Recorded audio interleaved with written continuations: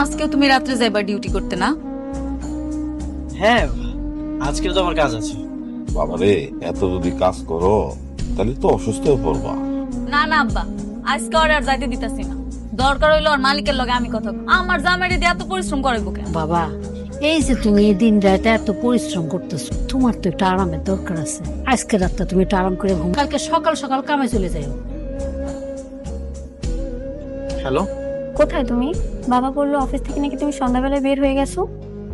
তাহলে এখন বাসায় আসছো না কেন? হ্যাঁ এই তো আসছি। তুমি কি করছো এখন? না, আমি কিছু করছি না। কোনো কিছু না মানে? আমার তো বিশ্বাস হচ্ছে না। তুমি এখন ভিডিও কল দাও আমাকে, আমি দেখতে চাই কি করছো তুমি। হ্যাঁ ঠিক আছে, দিচ্ছি। ওরাই ফোন দিছে না, দাও আমি এসে কথা কম। আমি যাইতে দিব না। না না না না, তোমার কথা বলতে হবে। আচ্ছা আমি একটু বাদ। হনিক